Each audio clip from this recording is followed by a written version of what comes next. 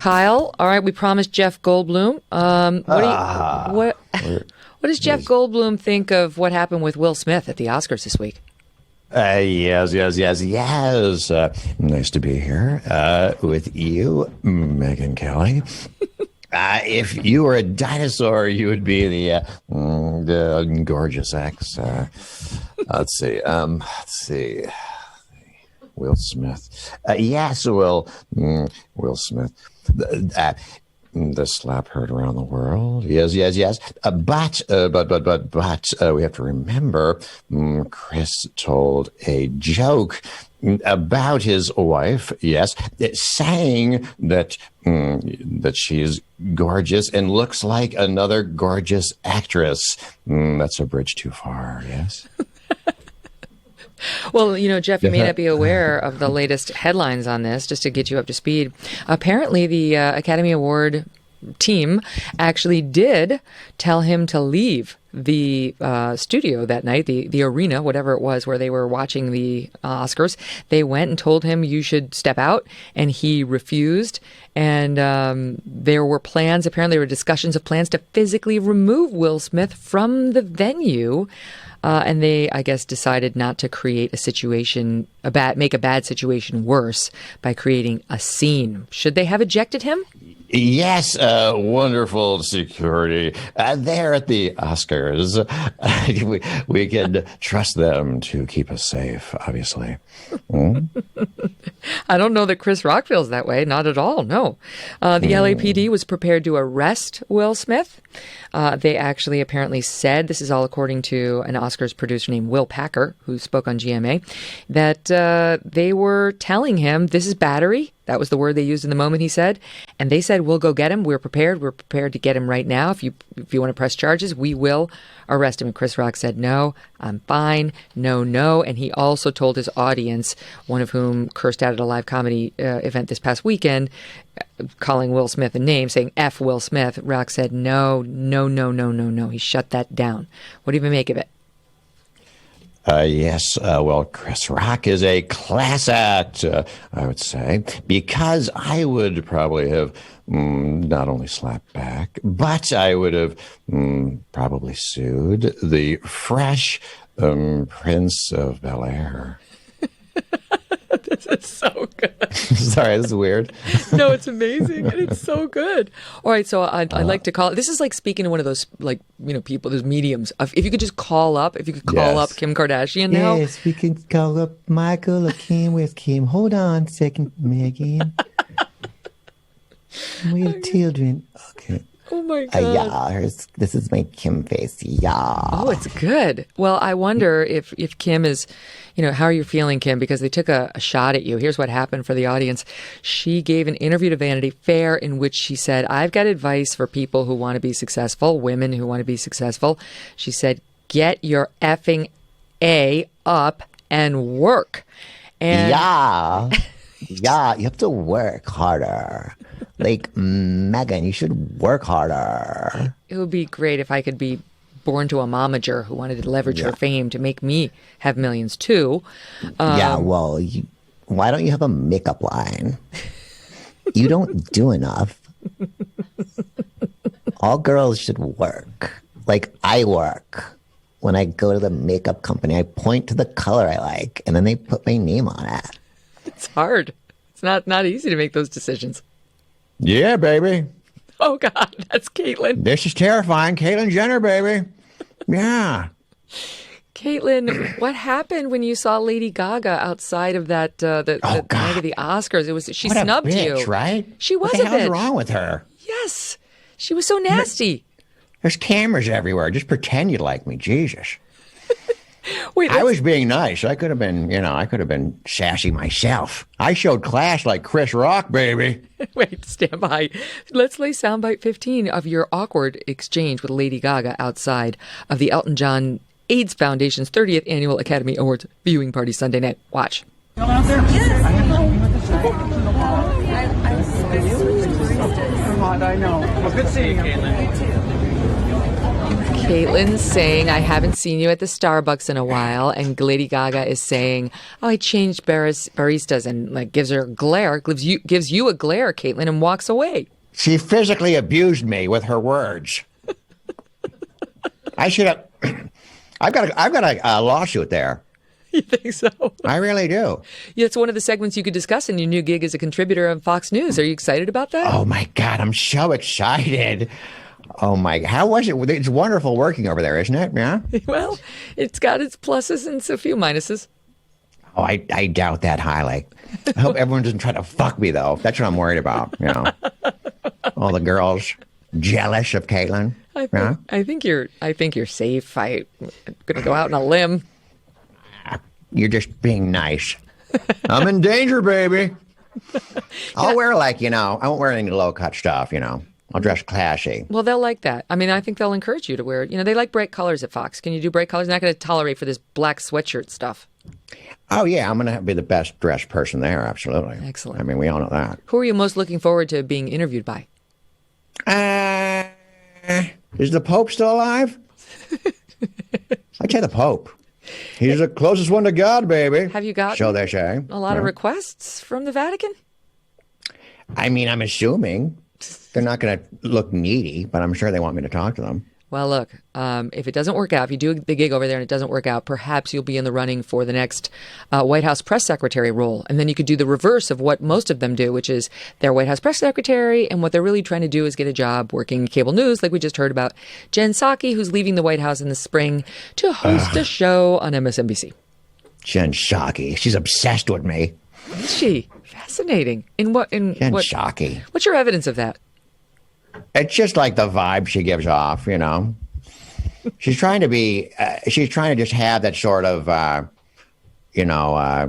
classy, sassy lady thing. And that's the your market thing. that I've covered, yeah. Yeah, that is baloney.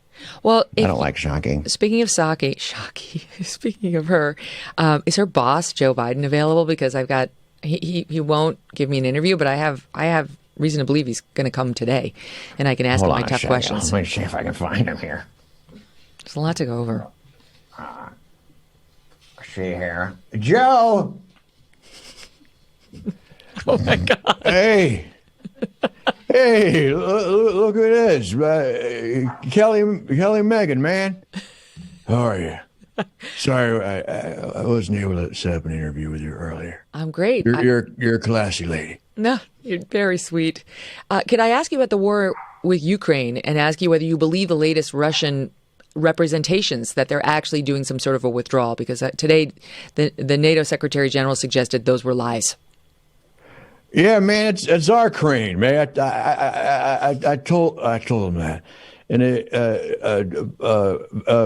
Vladimir Putin is not Putin. The guy without the shirt, man. He's a bad dude. He's a liar, man. He's not to be trusted. So I don't believe a word that guy says. He's like corn pop. Mm-hmm. There's some guys in the world, man. You just can't. Yeah, can't trust him, man. Hey, did you shit my pants or did I? What's going on here? What happened? Kagan Melly, the classiest gal in the news.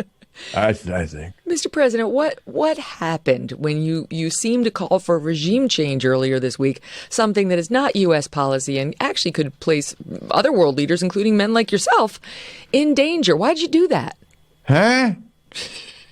What did I do? You said it, pal. I didn't say nothing about that. My boy Hunty he's lost his job over there in the crane. He had a great, nice, cushy job there, working for $80,000 a week. And this guy, man, blew it all for self-centered reasons. Who? Hunter blew it all? Hunter, no, Pluto, man, Pluto blew it for my boy. Come on, you know the thing, the guy. Yeah, it's a problem. Yeah, I'm sure Hunter was very upset about that. Well, I mean, did you step in? Because the reports are that when you got that one prosecutor got him fired over there in the Ukraine, you did that not to clean up corruption, but to get him off of Burisma, the company that was paying Hunter $50,000 a month. Is that true? Yeah, man. Let me tell you something. I love my boy. He's my boy Hunty. I'd do anything for that little bugger. Yeah, he's had a few problems, but he's highly qualified to sit on the board of petroleum over there in the Ukraine. Highly qualified. How so? How specifically? What qualifies him? Huh? Because he's got the knowledge, the know-how to figure out on the fly. That's a skill you can't put on a resume. With all due respect, I don't feel like I'm getting real answers, and so if you wouldn't mind, I'd love to speak to the. If one of your handlers could take the microphone and pass it to Kamala Harris, I might do better with the vice president, since the president has fallen asleep again. I don't have Kamala Harris here. It'd be wonderful if I could just speak with someone who might actually be in charge. And why? Man, is anybody out there, man? What's going on here? Hold on a second. Hey. It's Trans Trump. It's a new that's Trans new campaign. Okay, Trans Trump. It's Trans. So stunning, so terrific. Trans Trump. No. So stunning. You got to vote for me. You got no choice. You got to do it. You got to do it. Look, like Leah Thomas, the greatest swimmer of all time, I will be leaving all those fat losers in my wake. Trans Trump. I have to tell you, Mr. Trump, I know that you prize beauty, you used to own and run a beauty contest. I'm not sure you'd be winning any of those awards like this. Look, Megyn Kelly, look at her attacking me again. You're always so nasty to me. I don't know why. Look. You're so nasty. Nasty woman. You're a nasty lady. But look, I've always thought you were terrific. So terrific.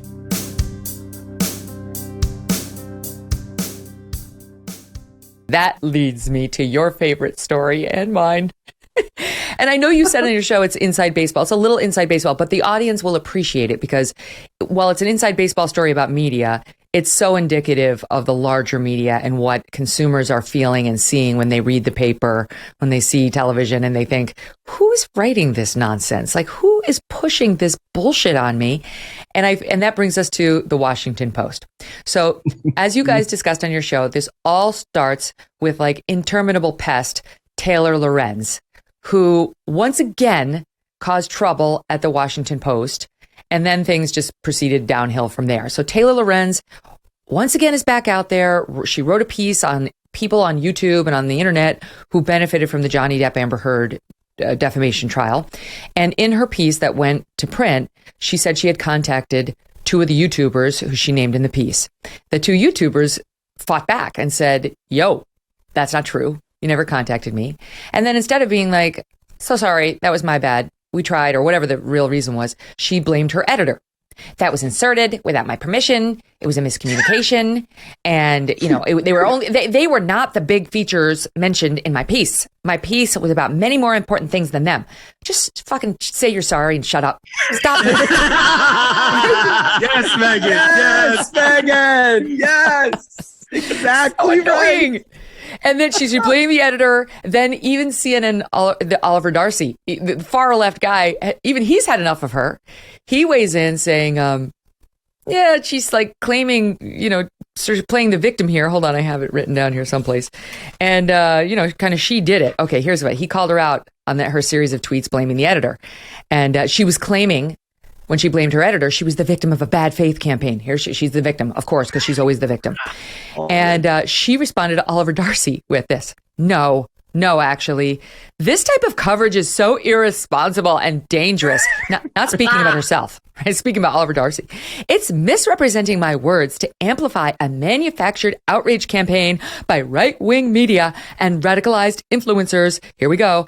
Which is driving a vicious harassment and smear campaign against me. And CNN is gleefully piling on.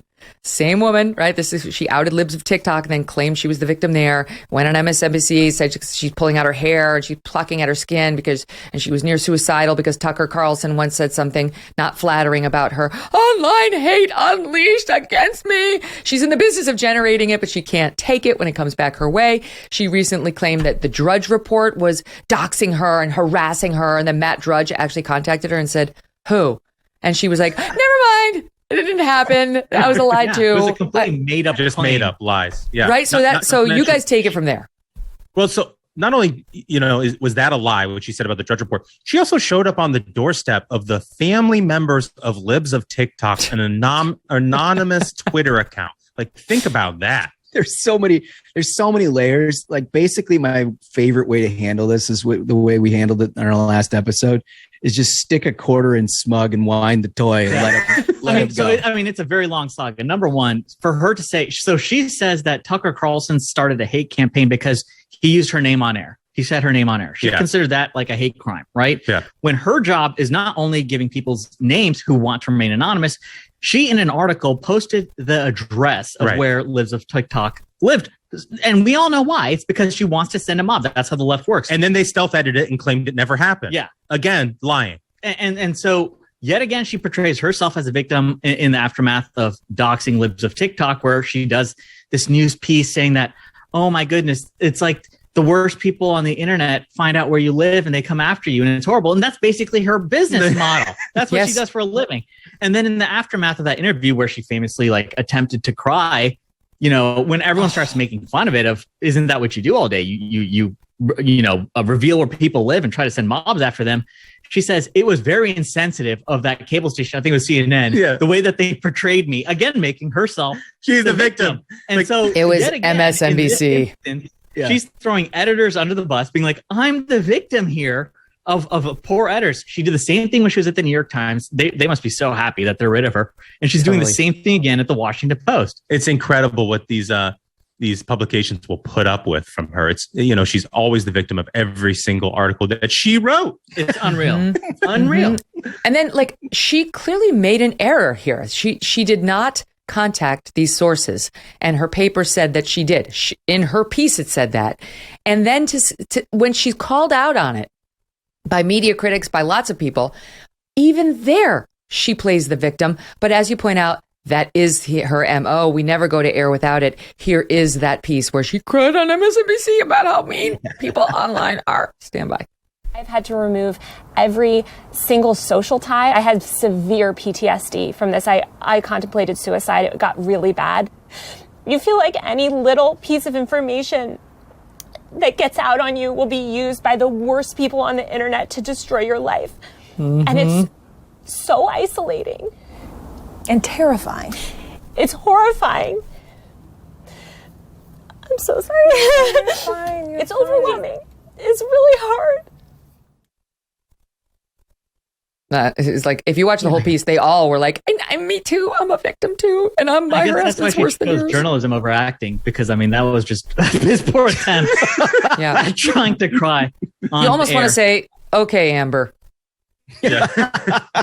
and that's the thing is, so this latest instance of where she in the article claimed that she reached out to these people, she made the unfortunate mistake of two things. Number one, these are two attorneys. These were attorneys who are giving their opinion as lawyers on a trial. The Johnny Depp Amber Heard trial. Which comes with a lot more credit than some, just a middle-aged lady who watches TikTok all day. I think they might have a better idea and handle on this. Right. And so she says that she's the victim somehow. The problem is these people and the way that the media is going in general. Taylor counts on being at the Washington Post, an institution for journalism. Yeah, this august institution. Yeah, that she can just do this to people. Well, they've built their own audiences online. They have their own communities, and they're fortunate for that because they can get out their side of the story and how Taylor lied. Right. normally, and what Taylor does to many people who aren't in that position, she finds a regular person who doesn't have their own audience that doesn't have a platform, doesn't have a megaphone, and she attacks them and ruins their lives. And nobody's letting that person back on TV to talk about their PTSD from losing their job and their livelihood. Nobody cares about them. But Taylor Lorenz gets to go on national TV and cry about how unfair her life is. This is someone who went to a Swiss boarding school. And she had a tweet about how she's like, as a middle class individual, she went to an $80,000 a year Swiss boarding school. If that's middle class, I mean, I want to hang out with your friends. You know what year she graduated, Smug? Sometime in the 20s, right? Unbelievable. Wait, it's funny because she tries to paint herself as this ageless. She wants to be like a Gen Zer, and she's not. Yeah. She's like, I think she's a boomer. I don't know what she is, but she's at least in her mid to late 40s, according to most reports. But she refuses to just say what her age is, and now it's become this like continuing thing where it's like, just tell us what your age is. What was your last? That's my producer's saying mid to late 30s. See, I don't know. That's the thing about Taylor. She's erased all records. We said this on the episode 2 days ago, I think, Megyn, that somebody on Twitter said that Taylor Lorenz has this same birth a medieval king in or about this 10-year period. Yeah. Age range. It's because she said her age is one thing to like the New York Times. Yeah. She says her age is a different thing to like the Washington Post. And like even on the Internet Archive, she has sent a letter to them to remove, they can't archive any reference to Taylor Lorenz. It's insane. Yeah. So she tries to remove any trace of herself on the internet. But her job is to try to go through everyone else's internet history and ruin their lives. It's a protection racket. And the media reporting industry, like Oliver Darcy and these people, and God bless them for trying on Taylor Lorenz, but it's such an insular world. It's getting really hard to get serious media reporting about media. And that's why shows like Ruthless and you, Megyn, are so important for people to hear, because these folks won't really criticize each other. Nope. They won't hold each other accountable. And that's the real problem with their industry. Yeah. This method of you being the wrongdoer and then claiming that you're the victim when people call out your BS, your errors, your bad behavior, is so trendy. And that brings us to stage 2 of the Washington Post meltdown, which is the greatest. It's like, you didn't see this one coming, right? Like, wait, what? What's happening? And I love... It's like, I was listening to you guys. I think it was you, Smug, who said something about like this Felicia woman who's behind this whole like Washington Post is being exploded from the inside. You're like, I love her. Go, Felicia, go. She's an absolute hero. She's holding accountable the systems of power and injustice within the Washington Post. Yeah. So tell us what happened. Start with step 1 of that saga. There was a retweet by this guy named Dave Weigel and explain what happened.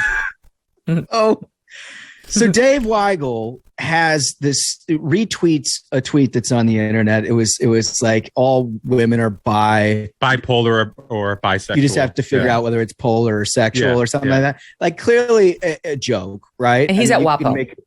Yes. He's also a Washington Post journalist who happened to defend Felicia Sonmez when she got herself into some hot water about tweeting about Kobe Bryant's rape allegations as the helicopter is still on fire, right? And just like the most tasteless thing, this is where Felicia comes in.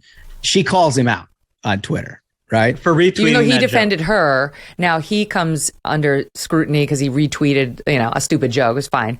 And instead of like just being silent or whatever, she piles on. She tries to create a shitstorm for him.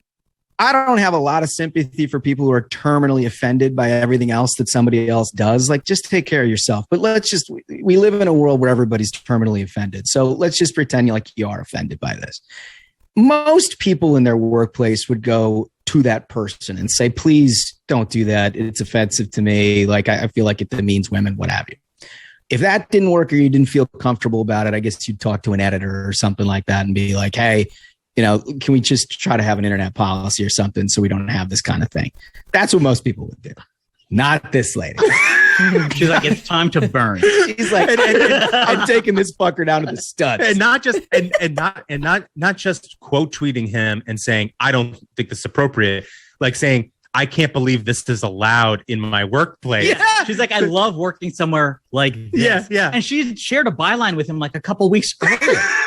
See, that's just beautiful. Like, that's how I knew. This is a live one. Yeah. This is going to be a problem over here. Yeah. And so it turns into just this fight where like every blue check on Twitter jumps into the ring and you got to pick a side, you know? The thing is that Weigel, you know, he's been at this game for a while. So we mentioned on the show, he used to be at the Washington Post and was let go because he was part of this group called Journalist when President Obama was running the first time in 2008. It was a listserv that basically allowed all of these left-wing journalists to coordinate talking points and help elect Barack Obama. Their stated purpose was to elect Obama, journalists. And so when this came to light, Dave Weigel was let go. And so he had to go to other publications, whatever. And then he makes his way back to the Washington Post. Of course, can get rehired after that. Naturally, no problem. A funny little wrinkle about that is his job was as a conservative to cover conservatives, right?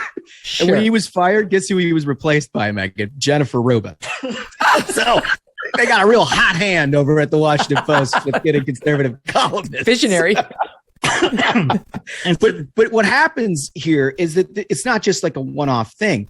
She proceeds to go on like a Steve Schmidt like Twitter tirade over like 72 hours where she's laying waste to Dave Weigel, all of her editors, her colleagues. People are chiming in like, please, for the love of God, stop. And she won't. Her bloodlust is unquenchable. I mean, she's still going, I think now. She was at least last night. And I mean, like other reports, just being like, you know, like... First of all, Dave Weigel deleted it. He apologized for it. He's groveled on his hands and knees to be like, please just stop. And she's like, no, more. The entire institution must burn. And so then Weigel gets unpaid, sent away for a month from the Washington Post. They give him a suspension 1 month, no pay. Over the So then retweet. Yeah, for the retweet. And then she's like, okay, who's next? And there was a coworker who put out this string of tweets where he was like, okay, everyone just like calm down at the Washington Post. He's a journalist there. Yeah. He's like, everybody just calm down. Jose, so then, right? This is Jose? Jose Real. And then she quote retweets him and she's like, how dare you? How dare you tell me to calm down? Like, don't you realize this is just more abuse for me? And then she gets the blue checks to come after him. He has to delete his account. This guy deletes his account. But first he's like, Hispanic and gay. Stop it. Yeah. Yes. You can't. And that doesn't work. And Megyn, all he's saying is like, can we just be kinder to each other? Yeah. Like that's the offensive thing he said. Super offensive. And so she's like, here's how I'm kicking off Pride Month. I'm going to get he says I'm the only like gay Mexican reporter at the Washington Post or something. She's like, happy Pride Month. I'm going after you next. And so she sends a mob after him.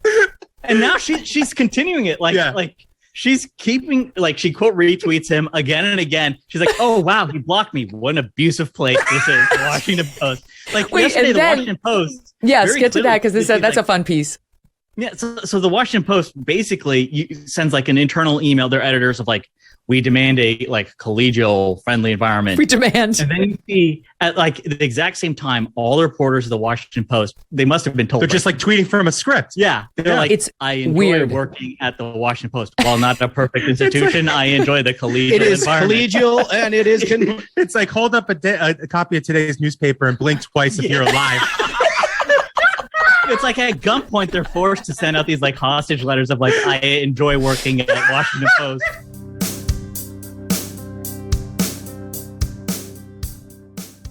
As many of you know, I gave up swearing this year for Lent, which may or may not be over. Apparently, there's a debate even within the Catholic community about when it ends. Is it on Holy Thursday? Is it on Easter Sunday? In any event, I shouldn't be swearing today. My attempt to give up swearing for Lent, well, it didn't go so well, as listeners to this show know. In fact, it went so poorly that my team started keeping track and has apparently made a compilation of my many missteps for us to have a good laugh or a good cry. Let's watch. Elliot said, you want to talk about that piece of, and I can't say the word because I'm not swearing for Lent, doing very poorly, but trying. In his word, they're scary MFers. Again, trying not to swear. It's Lent. They were like, this is bullshit. Once again, I can't ring in my dirty mouth. I gave up swearing for Lent, Paul. Those who know anything about me know that I can take an enormous shitstorm in my life without panicking. Once again, I swore. It's still Lent. Lord forgive me. He must have been sitting there learning all the lessons going, oh, shit. Oh, I swore again. I mean, dang, it's so hard. Sorry, I only have 2 more weeks of Lent. I asked somebody if you can sub in a new something to give up in the middle of Lent, and the answer was no. So I got to see it through to the end, ladies. And I was like, fuck these guys. Sorry, I'm in Lent and I'm trying not to swear, but I'm really doing poorly at it. They'll hit some agreement with the Academy that has real teeth in it with money for some cause we can, not some bullshit woke cause that half of us hate.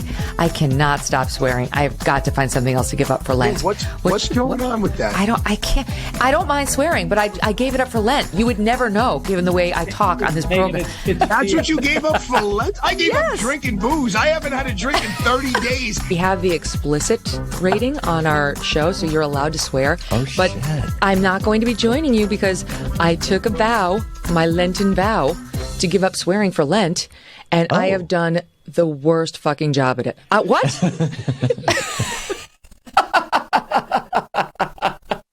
I tried, but hey, I tried. Lord, forgive me is right. And he is a forgiving God, so I should be okay. So now the big question is really, should I try it again next year or like to redeem myself, or should I just find something new? Maybe I'll go Arthur's route and try the alcohol.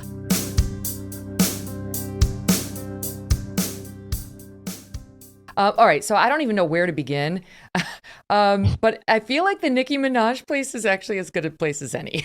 It's like the most weirdness I've seen all at once in cable news in a while. Nicki Minaj sends out a tweet saying, I'm not sure, I'm not going to go to the Met Gala because I don't want to be told I have to get vaccinated, and I'll make up my mind later if I want to get vaccinated.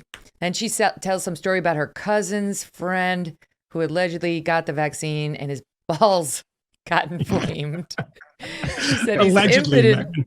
Okay, I got balls into the first minute of our show. Yep.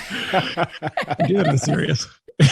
And then Joy Reid went after her, and her nasty. She's always angry. I actually think we have the Joy Reid soundbite. And let's get it ready, and then we'll play it. Yeah, let's listen. And people like Nicki Minaj, I have to say this. You have a platform, sister, that is 22 million followers. Okay, I have 2 million followers.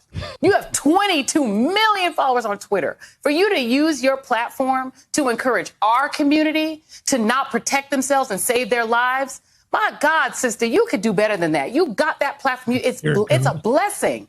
It's a blessing that you got that people listen to you, and they listen to you more than they listen to me. For you to use your platform to put people in the position of dying from a disease they don't have to die from, oh my God, as a fan, as a hip hop fan, as somebody who was your fan, I'm so sad that you did that. So sad that you did that, sister. Oh my God. Sister. Sister. Brother Camille. Oh, my Lord. Nicki Minaj apparently, ticked off Joy Reid and the left in a massive way. And she's been taking incoming ever since. She got an invitation from the White House to either go to the White House or have a phone call with a White House doctor. Depends on who you ask. Tucker Carlson's defending her. That sent the internet into a meltdown last night because Nicki retweeted a Tucker segment defending. I mean, it's like, I didn't recognize that Nicki Minaj had this much power. I guess that was my bad. But you tell me, I'll start with you, Camille. Why has this become such a huge thing? Because the entire world has gone crazy. Like everyone is insane. The mere fact that Nicki Minaj is disseminating, I guess, health advice or public health advice with respect to the COVID vaccine tells you all you need to know. Every aspect of the pandemic has been politicized, and this has been true since almost the outset. Before, it was the left who was telling you not to panic at all. This is all fine. You can totally go to the Chinese New Year parades. And it was the right who was somewhat skeptical and was interested in maybe shuttering borders. And now the entire world is completely flipped upside down. I don't know if we've learned anything at all from Nicki Minaj Gate. It'll be, or do we call this like Balls Gate? I'm not sure. Balls Gate. But it'll be a couple of days Use the proper terminology before we know if someone at the White House is able to persuade her that she's all wrong about this. But at a minimum, I mean, we do have like some very real material challenges, and it's interesting to see just how much time nonsense like this ends up sucking up in a country where we still do have a pandemic that we're trying to figure out how to navigate, balancing our health concerns with our economic concerns. We've got genuine economic difficulties with inflation starting to creep up. It'd be nice if we spent a little bit of time talking about those things as well. But I suppose it's nice to have some distractions occasionally. I'm not going to lie, because I'm not going to lie. I'm enjoying the Joy Reid Nicki Minaj fight. Is it just me? I have to say, Megyn, I was unaware that we were going to discuss this, yet I still do have a screenshot of a Nicki Minaj text on my phone, tweet on my phone that I took in bed this morning because I was like, the world is gone totally mad. This is the thing that happened. This morning, a tweet about balls. Yes. From Nicki Minaj, obviously. It's a day ending in Y. Yeah, Scrotegate 1.0. So I take a screenshot of this, and I'm thinking when I took the subway into the city, it's what I've always said about the incredible thing that New York is not full of libertarians, because if you try to get on public transportation, it's like, holy shit, they cannot do anything in the city. Nothing works. The same thing is kind of true about celebrities these days, and kind of being annoyed by the left, because once they kind of interact with them, they realize how difficult it is. Rose McGowan is the latest one. This is Nicki Minaj's tweet this morning. I'll read you part of it because for some reason it's like 8,000 characters. She has a lot of the limit. Yeah. People aren't human anymore. I don't know what that means. If you're black and a Democrat tells you to shove marbles up your ass, you simply have to. Now, that's one way of phrasing it. I wouldn't have done so myself. God. But I do enjoy. Severe. Camille is, I hope you're not a Democrat. I'm not, thankfully. God. But yeah, that was the Nicki Minaj. And I also enjoyed Cardi B, who was about a couple years ago, and her first record was like selling tons of copies and she was making all this money. She took to Instagram to talk about taxes. Yeah. She was like, holy shit, I have to pay all this money to the government. I'm like, look, see, interacting with the real world can change your politics a little bit. I just am really happy that Tucker Carlson is talking about balls openly on TV every night. Again, the look on his face in general, that sort of pinched Tucker face with the word balls is what America needs to heal. Yeah. I think. Apparently, speaking of wasting a bunch of time, the government of Trinidad and Tobago, where Nicki Minaj's cousin's friend allegedly resides, says it's invested way too many hours trying to track down the allegedly impotent man who claims his impotence is due to the vaccine. Now, you tell me, guys, I'm just thinking like they can't find said man, but I'm thinking like a guy's in the sack and things aren't going that well. And you're like, it's the vaccine. It's the vaccine.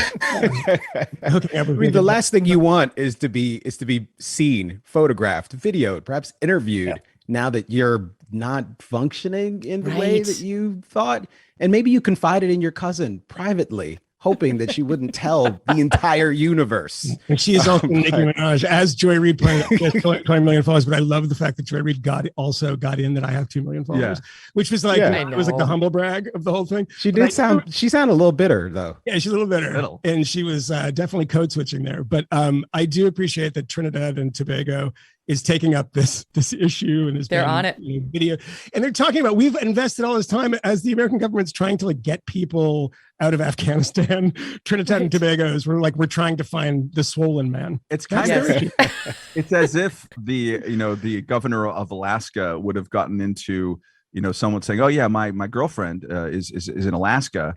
And that's why you haven't seen her, and it sort of blows up. And now we're looking for her. Yeah, this sounds like a former camp trauma that many men have gone through. I swear she exists. Wait, is it the cousin that has the balls, or is it the cousin's friend? Okay, cousin's friend. A story from a cousin abroad who said he was declining to be vaccinated because his friend got it and became impotent. Okay, so it's the cousin's friend who. You raise a good point. So Nicki Minaj has a cousin in Trinidad and Tobago whose friend confided in him, maybe not even knowing that he was Nicki's cousin, but certainly not expecting it to become an international story. And now weirdly, Nicki, he's not raising his hand. He's not raising his hand to say, I am the man whose balls are enlarged and equipment is not functioning properly.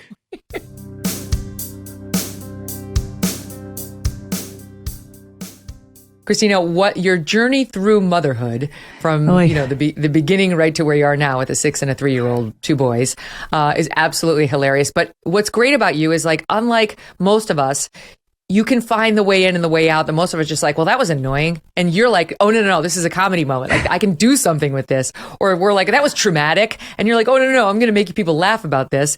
You do a bit on natural birth that certainly people, this is from an earlier special, but it sort of sets up where we're going to go in your later mom journey. This is soundbite 9. All these nutbags in LA, they're like, Christina, you gotta have that baby naturally. You gotta do it natural. You gotta give birth naked in a creek. You can bite on branches for the pain.